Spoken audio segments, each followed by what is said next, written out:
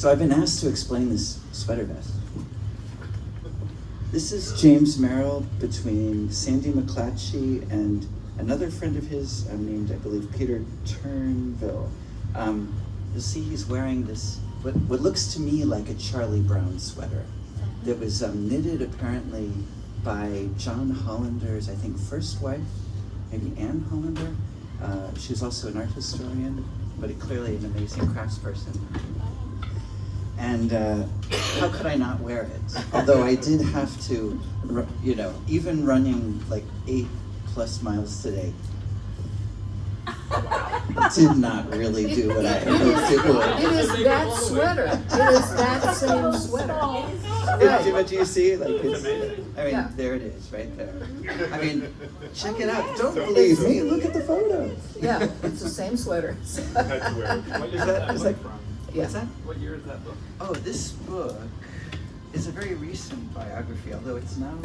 It's probably 8 or 9 years old at this point. Yeah, so it was exciting when it came out. And it still is, I guess, the definitive biography, or at least the first authoritative biography. Langdon Hammer. Yeah, Langdon That's a good Hammer. name. It's a great Right. name for a critic, isn't it? It is. Yeah. You got a hammer. Well, I'm gonna put this back now, or I'll just drop it down here. Or if, I can pass it around too if people want to look at it. Yeah.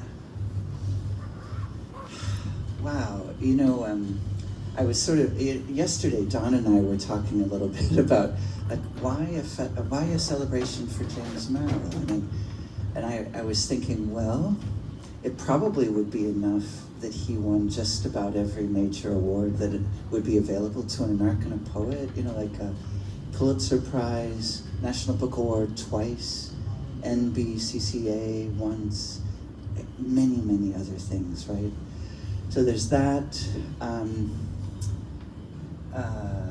Also, if you know his work, I think most of us would find poems that we would feel like would endure, as long as the language does.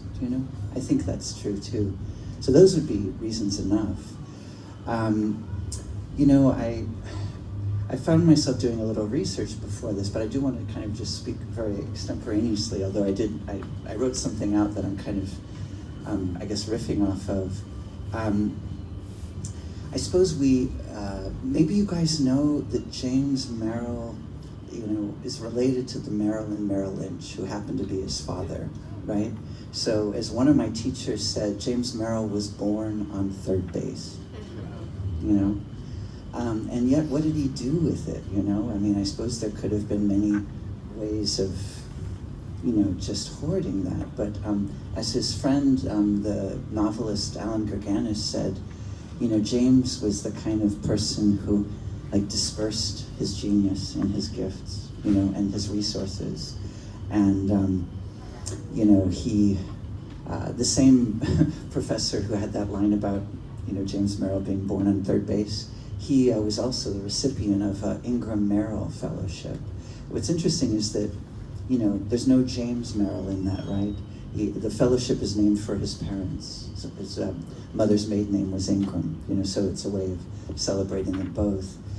Also, as I guess we're talking about debts, and maybe debt isn't exactly the right word. I just feel profoundly grateful that, a number of years after James Merrill's death, at some point he donated a building, a whole building that he owned in Stonington, Connecticut, and he lived on the top 2 floors. And those top 2 floors became an artist residency. And in the fall of 2000, I got to spend 4 months in James Merrill's apartment. Is that crazy? It's a little different from wearing a vest. My goodness, the books that he has, unbelievable, right? And with notes in them, I can hardly convey the loveliness of being in a place like that and feeling like, you're just being given full reign, Also, James Merrill did this thing where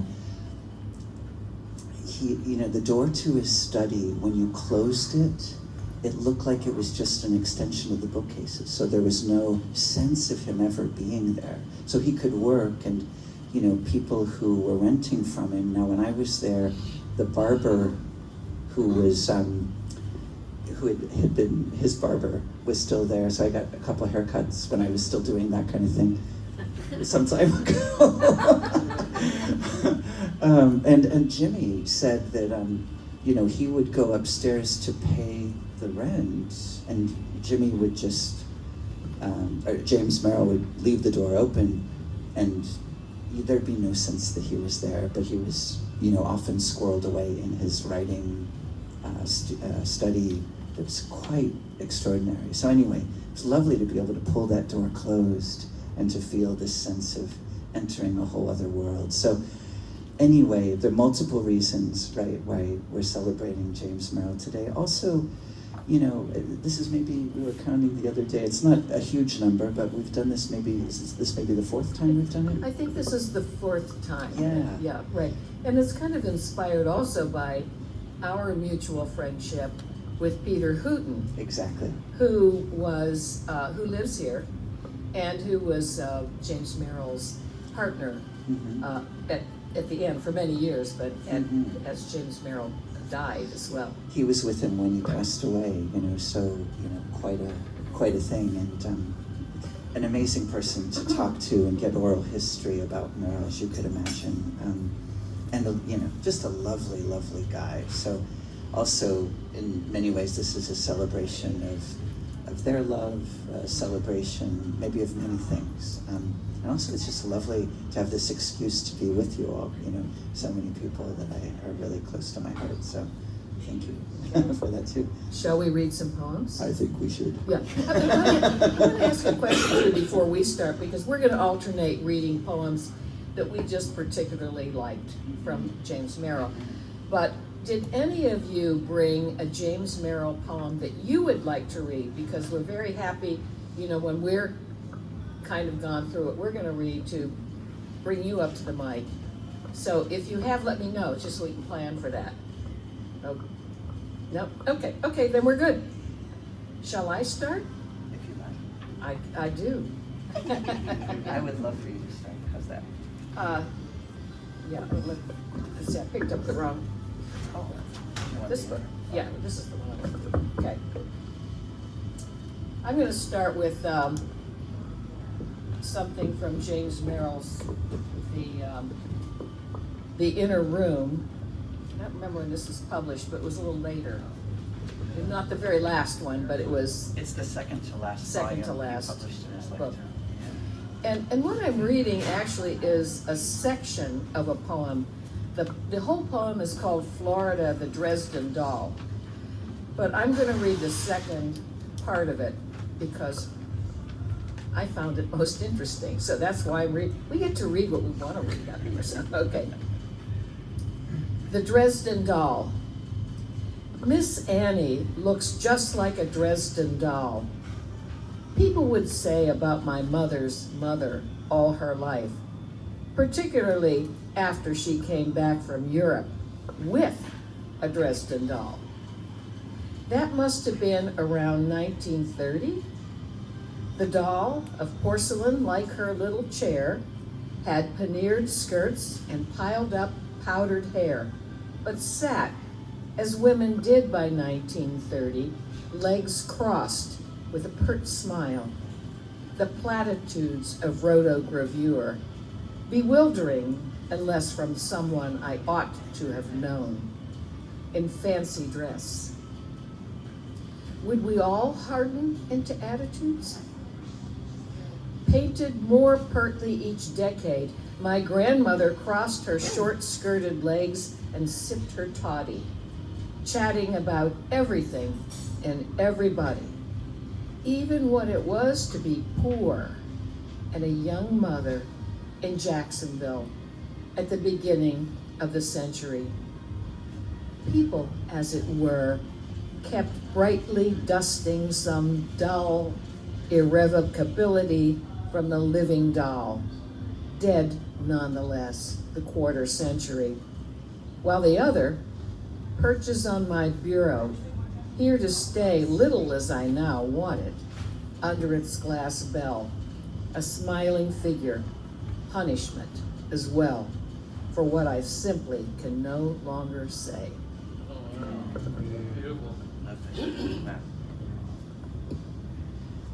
This is an excerpt from a play that is in the same book, The Inner Room, called The Image Maker. And this was something that Peter had sort of suggested we read, thinking that it might, be a form of tapping ourselves with a gentle tuning fork. I think it's a lovely passage. It goes like this. Take us in hand as I do these, Lord. Change mankind. A wash of alcohol, a touch of healing gum. There now, a final crumb of white on the eyeball. Take us in hand as I do these. Repair, freshen, efface, so that unswerving grace flows through your images. We'll hide that angry red under a cloak of blue. No more explosions, understand? And Lord, make us unlearn the skills that wound us, blind and burn. Take us in hand. It's an excerpt kind of toward the end of a play called The Image Maker. It's also in this book, The Inner Room, which was the book that James Merrill dedicated to Peter Hooton. Yeah. Lovely. Yeah, I'm going to read a poem. Yeah, please Okay. do. Yeah. Dedicated to David Calstone, and I wasn't aware of who that was, but I looked it up, and Rick happened to know because he knows a lot. When you're a teacher of poetry, you know things. So I just asked Rick. He says, okay. But David Calstone was a critic and apparently a very good friend of James Merrill's. And this poem, called Farewell Performance, was written after his death, I'm assuming fairly shortly after his death. So, art. It cures affliction. As lights go down and Maestro lifts his wand, the unfailing sea change starts within us. Limber alembics once more make of the common lot a pure, brief gold. At the end of our bravos, call them back, sweat soldered and leotarded, back, again back, anything not to face the fact that it's over. You were gone. You'd caught like a cold their airy lust for essence, now in the furnace, parched to 10 or 12 light handfuls, a mortal gravel sifted through fingers, coarse, yet grayly glimmering sublimate of palace days, Strauss, Sidney, the lover's plaintive, can we just be friends? Which your breakfast phone call clothed in amusement. This is what we paddled a neighbor's dinging out to scatter. Peter, who grasped the buoy, I, who held the box under water, freeing all it contained. Past sunny, fluent soundings, that gruel of selfhood taking man-like shape for one last jeté on ghostly, point into darkness, vanished. High up, a gull's wings clapped. The house lights, always supposing Caro, earth remains your house. At their brightest, set the scene for good, true colors, the sun warm hand to cover my wet one. Back they come. How you would have loved it. We in turns have risen, play and terror done with, programs furled, lips parted, we jostle forward, eager to hail them. More, to join the troop. Will a friend enroll us one fine day? Strange though, for up close their magic self-destructs, pale, dripping with downcast eyes they've seen where it led you. Wow. Yeah, amazing. Thank you for that. This is a little bit of prose by James Merrill that Peter sent us, also thinking this might make for a lovely contribution. Forgive me, I don't know exactly where it was first printed. It was either in Life or Time, so, kind of up there. So anyway, this is the poet's prose, a little prose of James Merrill. I am that I am, said the God of Abraham. Only some such tautology, some such divine tautology would seem to do justice to us all. The old woman who sees ultimate meaning in her grandchild, the mathematician who sees it in a formula, the tribesman who sees it in a crocodile. The meaning of life is that it should mean. At everyday levels, surely meaning is one with nourishment, clean air, uncontaminated food, and water for the body, ideas that exercise the mind and spirit. Without these, what on earth is meaningful? In our time, meaning is threatened at every turn. Nuclear waste, deforestation, greed, plague. God, accordingly, may be said by those who still believe to have exchanged the mask of creator and judge for that of the firefighter and the paramedic. I put believe in quotes because our beautiful human feelings aren't to be trusted. As a poet, I know how words, even those words brought together under laboratory conditions, breed meanings not intended by the author. The resulting surprise needn't always be a nasty one.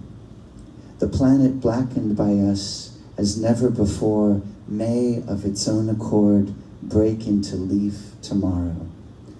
But this is a mere literary man's daydream, and under no circumstances are the world's lawmakers and corporate heads entitled to share it.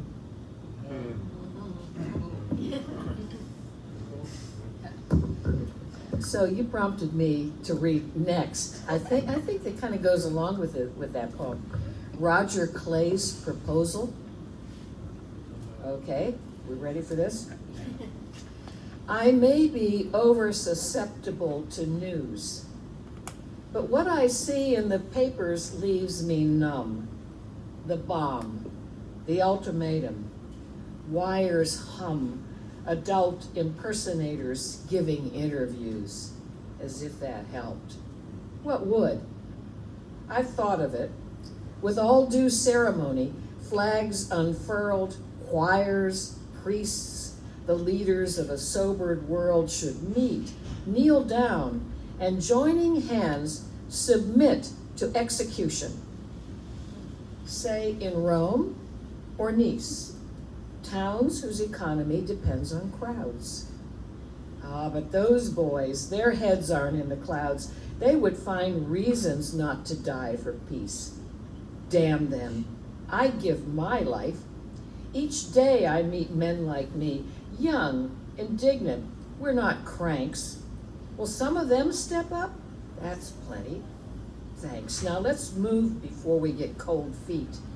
Music we'll need, and short, clear speeches given days of maximum coverage in the press. We'll emphasize disinterestedness, drive the point home that someone could be driven to do this. Where to go? Why not Japan, land of the honorable suicide? And will the world change heart? Until we've tried, no one can say it will not. No one can. Amazing. I love that. That's fantastic. Well, this is, I suppose, venturing into another, realm of feeling. This is probably the first poem I remember seeing after James Merrill died, and it was in an issue of Poetry magazine, and I just remember being enthralled by it. And it has a kind of what you'd call like a concrete dimension. maybe rightly enough because it's called Christmas Tree. We have kind of the Christmas tree effect, you know. Isn't that lovely? Yeah, his friend John Hollander, who I was mentioning earlier, has a book devoted to shape. It's called, I think, Types of Shape. Beautiful poems that are also like things you would want to put on a wall. So this is Christmas Tree. To be brought down at last from the cold, sighing mountain, where I and the others had been fed, looked after, kept still, meant I knew, of course I knew, that it would be only a matter of weeks, that there was nothing more to do. Warmly they took me in, made much of me. The point from the start was to keep my spirits up. I could assent to that, for honestly, it did help to be wound in jewels, to send their colors flashing forth from vents in the deep, fragrant sables that cloaked my head to foot. Over me, then, they wove a spell of shining. Purple and silver chains, eaves dripping tinsel, amulets, milagros, that's the Spanish word for miracles. Software of silver, a heart, a little girl, a Model T, 2 staring eyes, the angels, trumpets, Bud and Bee, the children's names, in clown-like capitals, somewhere a music box whose tiny song played and replayed. I ended before long by loving, and in shadow behind me, a primitive IV to keep show going, to keep the show going. Yes, yes, what lay ahead was clear. The stripping, the cold street, my chemicals plowed back into the earth for lives to come. No doubt a blessing, a harvest, but one that doesn't bear, now or ever dwelling upon. To have grown so thin, needles and bone, the little boy's hands meeting about my spine, the mother's voice holding up wonderfully. No dread, no bitterness.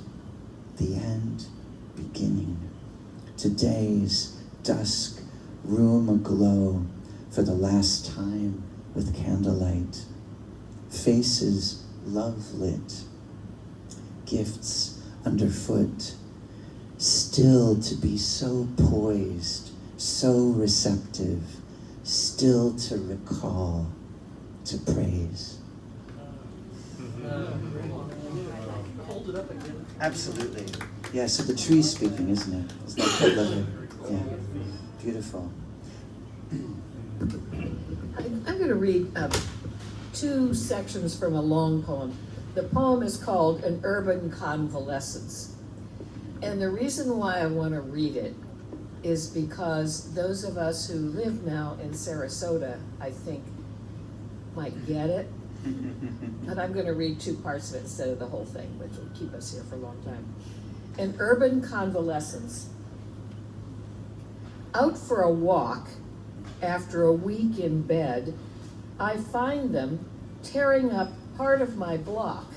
And chilled through, dazed and lonely, join the dozen in meek attitudes, watching a huge crane fumble luxuriously in the filth of years.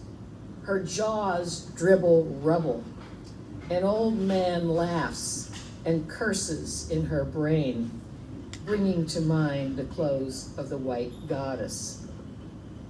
As usual in New York, everything is torn down before you had time to care for it. Head bowed at the shrine of noise. Let me try to recall what building stood here. Was there a building at all? I have lived on this same street for a decade. Wait, yes. Vaguely a presence rises, some 5 floors high, of shabby stone. Wow. And I'm going to read a little later on the poem. Dot, dot, dot. Yeah, dot, okay. He gets back home, okay. Indoors at last, the pages of time are apt to open, and the illustrated mayor of New York, given a glimpse of how and where I work, to note yet one more house that can be scrapped. Unwillingly, I picture my walls weathering in the general view. It is not even as though the new buildings did very much for architecture. Suppose they did. The sickness of our time requires that these as well be blasted in their prime. You would think the simple fact of having lasted threatened our cities like mysterious fires. There are certain phrases which to use in a poem is like rubbing silver with quicksilver. Bright but facile, the glamour deadens overnight. For instance, how, quote, the sickness of our time enhances, then debases what I feel. At my desk, I swallow in a glass of water no longer cordial, scarcely wet, a pill they had told me not to take until much later. Wow. Great line. Isn't it?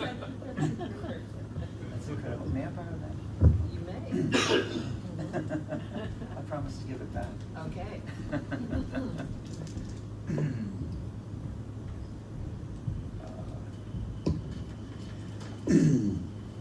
You know, it's fun. I bought this book for Georgia in another bookstore, just as a kind of thank you note. But I got Peter to sign it too. That was kind of fun.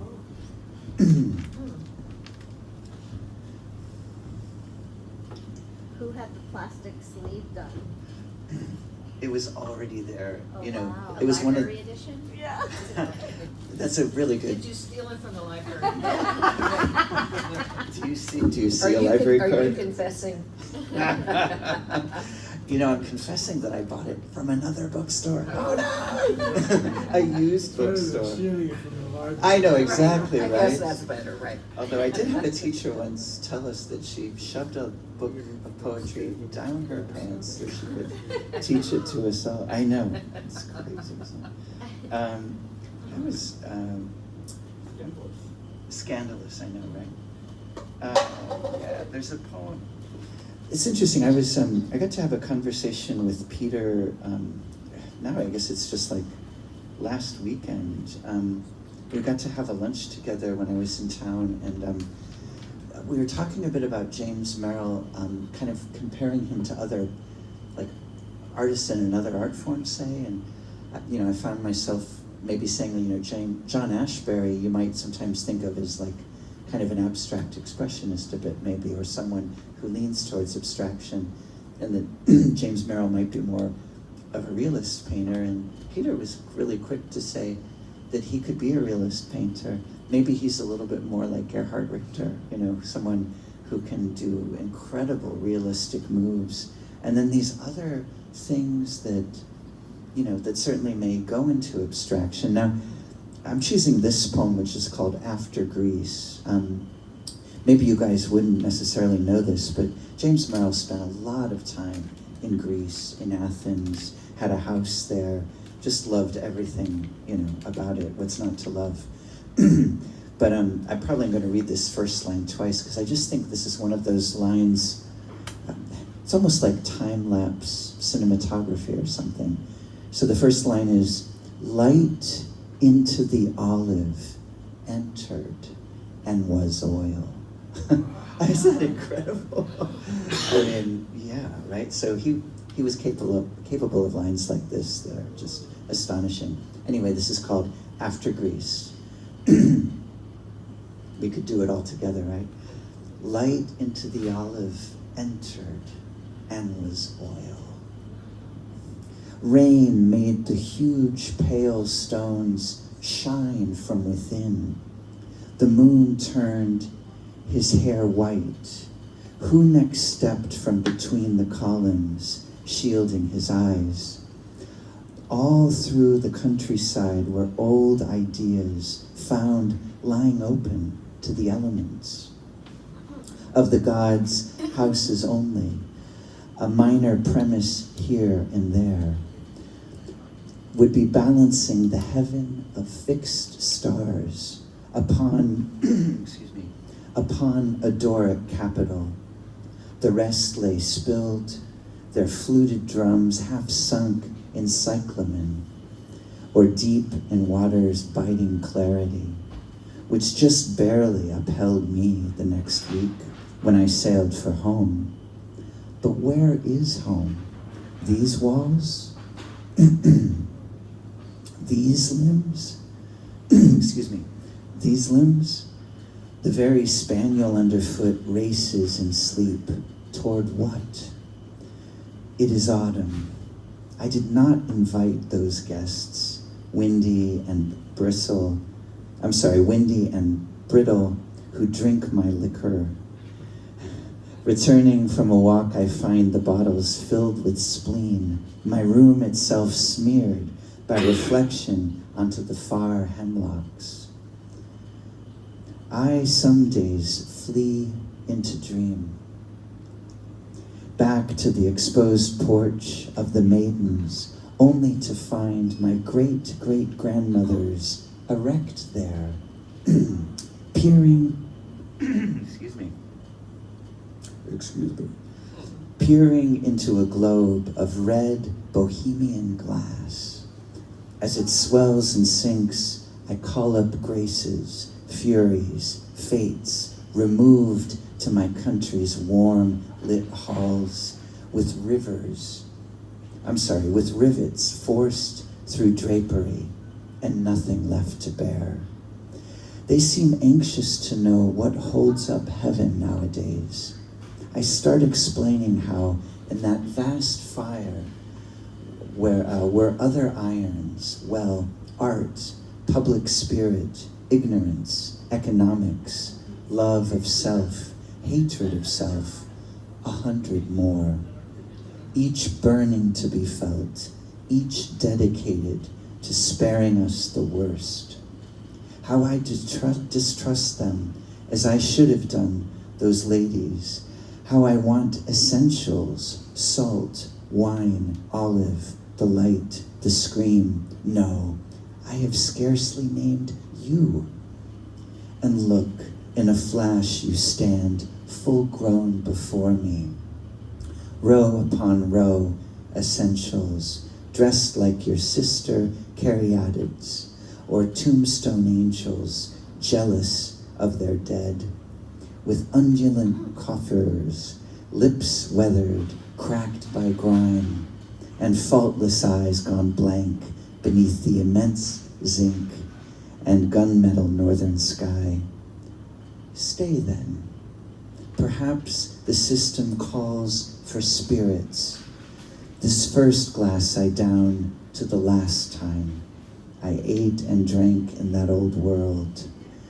May I also survive its meanings and my own. Thank you so much for coming. Oh, you have to leave us? I have to go. Oh, Yeah, gotta sorry take about a that. we're getting the good part. You know what? I didn't have a Merrill poem to read, Oh, yes. but there's a poem called From 3 Words of a Magnetic Poetry Set Found Caked in Dirt Beneath James Merrill's Last Refrigerator. Uh-huh. That's his poem. Yeah, he's gonna read that. Yeah, he said, I didn't want to take, no, I gotta go. I didn't want to take a thunder. Thank you very much. I'll see you all later. That is so cute. Yeah, that's the cue. But actually, you know what I think I'm gonna do, Rick? I'm gonna change something up. Let's do it. And I'll tell you I'm why. so excited to hear. And because Bubba brought this up. Bubba brought it up. And you're gonna read that poem, right? I can. I could. As we You say have in it? the You South. have it with you? You know what's funny is I think I have it on the phone. Yeah. Like, Okay, can you Bubba did. find it? And here's Yeah. why. Here's Yeah. what I'm You thinking. bet. We had talked about Rick reading the poem, The Voice from the Other World. But I think I should read that poem, Oh, and then you follow it up with the poem that you wrote, and then you can talk about why you wrote it. Gladly. Okay. Let's hope you. Okay, this will be very impromptu. Right. This is impromptu. Which is the way we live, right? Okay, right. But I'm going to read this one, James Merrill's poem first. Okay? Are you sure you can find your poem? Oh, I am. Okay, good. All right. Don't be distracted by me being distracted. Okay. This is called Voices from the Other World. Presently, at our touch, the teacup stirred. And I think you guys know that maybe James Merrill was into Ouija boards. We have the book right there in this, in between. That's you two. right. The Book of Okay. Ephraim was written. Okay, on- right, okay. Thank you. So presently, at our touch, the teacup stirred, then circled lazily about from A to Z. The first voice heard, if they are voices, these mute spellers out, was of an engineer originally from Cologne, dead in his 22nd year of cholera in Cairo. He had known no happiness. He once met Goethe, though. Goethe had told him, persevere. And I'm speaking these because these are the words that the Ouija spelled out, okay? Our blind hound whined. With that, a horde of voices gathered above the Ouija board, some childish, and you might say blurred by sleep. One little boy named Will, reluctantly, possibly in a ruff, like a large lidded page out of El Greco, pulled back the aras for that next voice, cold and portentous. All is lost. Flee this house. Otto van Turn und taxis. Obey. You have no choice. Frightened, we stopped, but tossed till sunrise striped the rumbled sheets with gold. Each night since then, the moon waxes. Small insects flit round around a cold torch we light that sends them pattering to the porch. But no real sign. New voices come. Dictate addresses, begging us to write. Some warn of lives misspent and all of doom in ways that so exhilarate we are sleeping sound of late. Last night, the teacup shattered in a rage. Indeed, we have grown nonchalant toward the other world. In the gloom here, our elbows on the cleared table, we talk and smoke, pleased to be stirred rather by buzzings in the jasmine, by the drone of our own voices and poor blind rovers' wheeze, than by those clamoring overhead, obsessed or piteous for a commitment we still have wit to postpone, because once looked at lit by the cold reflections of the dead, risen, extinct, but irresistible, our lives have never seemed more full, more real, nor the full moon more quick to chill. Wow. That's a dynamite poem, isn't it? That is apparently the first poem he wrote influenced by their Ouija board sessions. Okay, so I guess this is one moment where we've been authorized to depart a little bit from reading James Merrill's poems, and I'm going to get to read one just inspired by living in his house, which was kind of an amazing, just an enthralling experience. But I happened to be there the day they were taking out his old refrigerator. And I kind of thought, well, I looked for the dustpan and the broom, and I was sweeping it up. It's, while you're in the house, it's like you should be taking care of it, right? So anyway, though, I took a look into the dustbin, and I was like, wow, what are words doing in the dust bunnies, whatever? And as it turns out, I found 3 words that I guess really were to a magnetic poetry set. Now, years later, after writing this poem, I talked to Peter about it, and he said that he bought James Merrill an erotic poetry set. And that these were very likely words to it. So, do these words sound like they could belong in that kind of kit? crimson, ring, and touch. Probably. We have that. Do we? We have that set.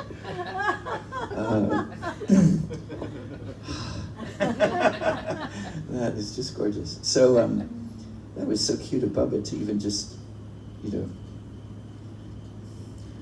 bomb the reading with one of my own poems. That would have been great, but I guess now it's my turn to read it for better or for worse. So this is called From 3 Words of a Magnetic Poetry Set. We know now an erotic magnetic poetry set found caked in dirt beneath James Merrill's last refrigerator. It's true, there is no substitute for touch, for the kiss that sets a world in motion. One caress is all it takes. Watch any nurse in a delivery ward. Each warm fingerprint is gift. Whole histories of the heart could be devoted to what passes in an instant. From the snow of old skin tumbling like dazed moths in a blizzard of sunlight, to what turns crimson. When the lit red fuse passes from lip to tongue in a kiss first registered as shock, then recognized, taken in seen. As when your true love says, your lips, a kissable music before nodding off, leaving your mouth that inflamed, ripe monogram of an unkissed wish, that tremor in your bones restored. The residue of touch, the lipstick crimson rings, a nutrient sent to spreading in an instant, or at the promise of the touch to come, a single note struck in the choir of itself, when made to sing in us is madrigal, a resonance of every clear perception of the world, even disappointment, which might otherwise make for a language cacophonous. But when such sound takes residence in us, the resonance instead becomes the love we can do the least without, the color of a tapped black note, a surface shaped in pressure, fissure, fault of pigment, ink, a single stroke, hoisted in the rafters of the mind, which is just another way to know the origin of touch is curative. Being a little touch, clearly, is unavoidable. But like a constellation reflected perfectly, then blurred in a wading pool, stirred by hand, the silver rings turn crimson in a heart exposed, as if by touch alone, one person, one life might keep the world in motion. Thank you guys for listening to that. Yeah, well, thank you. It's like tough company to read that. Right.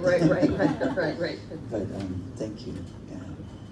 Well, I'm gonna read one more and then, did you wanna finish up with Samos? That sounds perfect. Okay, and he's gonna, when he reads Samos, it's gonna be from this book, the Changing Light. The Changing Light, which is like the spookiest book I've ever read. And Oh it's still in print too. Oh yeah, my it's God. still- I could only read halfway through it. It was so scary. I mean, I'm not joking. Well, the Ouija board sessions are rather convincing. Yeah. You can see how far I got. I was freaked out. This is like 15 years ago I was reading this book, so. And somehow the marker of the book was marked to exactly the poem I'm about to read. I have no idea. Oh God, you're Is right, this yeah. a Merrill thing? Bit of foreshadowing, I Oh don't know. God, yeah. Okay, yeah. Always, right? They're always with us. Christine, want to say something? Before we came Yes, here, please. we watched the Bob's Burgers cartoon episode with the Ouija board featured in it. Oh, I yeah? don't know what's going on with today. That's great. Okay, I'm It's gonna all read about the a connections. short poem It's a full called. moon tonight too, by the way. It's a full Oh, moon it is. tonight, by the way. Is it blood moon, It right? is. Blood moon, everybody. Yeah. As we speak, it's rising. Sure we do. We want to just end it here maybe before it gets too late. I'm going to read you a little poem called, it's just 3 stanzas, called River Poem. Okay. And a person mentioned here is the name of Charles, and we believe that that's James Merrill's brother, because he's mentioned several times His in this older poem. brother. It's called River Poem. This old man had lavender skin, a handkerchief toppling from his breast pocket like an iris. We on the riverbank watched the gracing rowers leave the shore and watched them leave. And Charles said, I wonder if they mean to him as much as I can imagine they mean to him. Charles was like that. But as evening became a purple element, we stayed there wondering about the old man, talking of other things. For although the old man, by the time we all went home, was gone, he kept in view, meandering as with the current, thinking of rivery things, we supposed, well into the twilight. We would never know, this we knew, how much it had meant to him. Oars, violet water, laughter on the stream. Though we knew, Charles said, just how much he meant to the river. For he finally left us alone, the strange old man. But the river stayed at our side and shone and ran. Beautiful. It's gorgeous.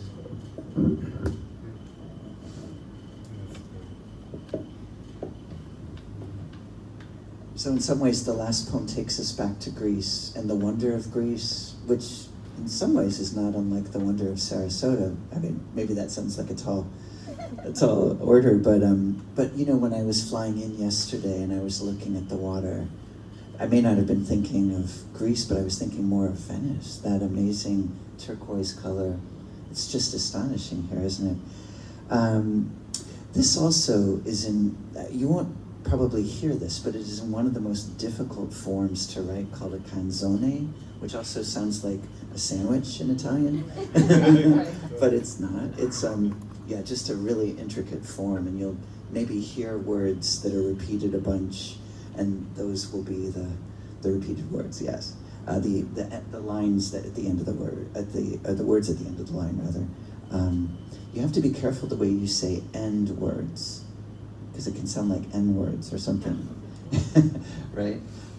My Ohio accent, it's a little flat, but I'll try to rough it up a little for this poem.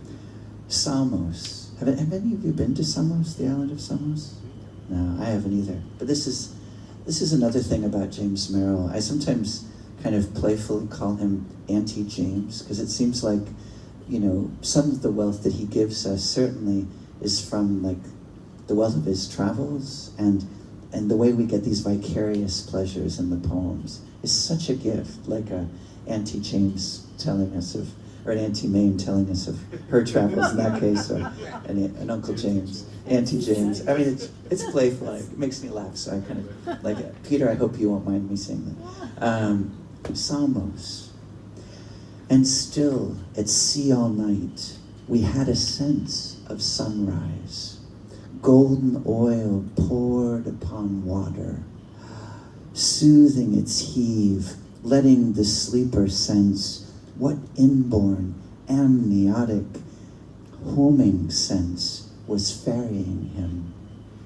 Now through the dream fire in which it had been felt, each human sense burns. Now through ship's radars, cool sixth sense of mere unerring starlight to an island. Here we were, the twins of sea and land, up and about for hours, hues, cries, scents.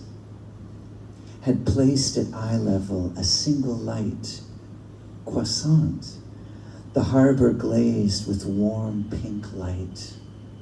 Fire wisps were weaving a string bag of light for sea stones, their astounding color sense, porphyry, alabaster, chrysolite, translucences that go dead in daylight, asked only the quick dip in holy water, for the saint of cell on cell to come alight. Illuminated crystals thinking light, refracting it, the gray prismatic fire of yellow gray, of seas dilute sapphire, wavelengths daily deeply score the leitmotifs of loom and wheel upon this land. To those who listen, it's the promised land. A little spin today, dirt roads inland, jounce and revolve in a nerve-jangling light, doing the ancient dances of the land, where gnarled as olive trees that shag the land with silver, old men, their two-bladed sense of spendthrift poverty, the very land being, if not loaf, tomb, superbly land, upright on the downbeat. We who water the local wine, which drinks itself like water. Clap for more, cry out to be this island, licked all over by a white salt fire, be noon's pulsing ember raked by fire. Only a couple stanzas more, hang in there. Very swoony, isn't it? I mean, very moving, I think, and beautifully lyrical. Know nothing now but earth, air, water, fire, for once out of the frying pan to land within their timeless, everlasting fire. Blood's least red monocle, oh magnifier, of the great eye that sees by its own light more pictures in the world's enchanting fire than come and go in any shrewd crossfire upon the page of syllable and sense. We want unwilled excursions and ascents, crave the upward rippling rungs of fire, the outward rippling rings, enough of water. Now some details. How else will this hold water? Our rooms 3 flights above the whitewashed water, from where Pythagoras was born. A fire escape of sky blue iron leads down to water. Yachts creak on mirror berths, and over water voices from Sweden or Somaliland tell how this or that one crossed the water to Ephesus, came back with toilet water and a 2-kilo box of Turkish delight. Trifles, yet they shine with such pure light in memory, even they, that the eyes water, as with the setting sun or innocence. Do things that fade especially make sense? Samos, we keep trying to make sense of what we can. Not souls of the first water, although we've put on airs and taken fire, we shall be dust of quite another land before the seeds here planted come to light. Isn't that lovely? I'm not even a smoker, and I wish I could smoke after that poem. A Dunhill, I think, a nice British cigarette. Is that a response to or inspired by Dante's Inferno? You know, The that's a great oarsmen, question. The layers, the fire going down.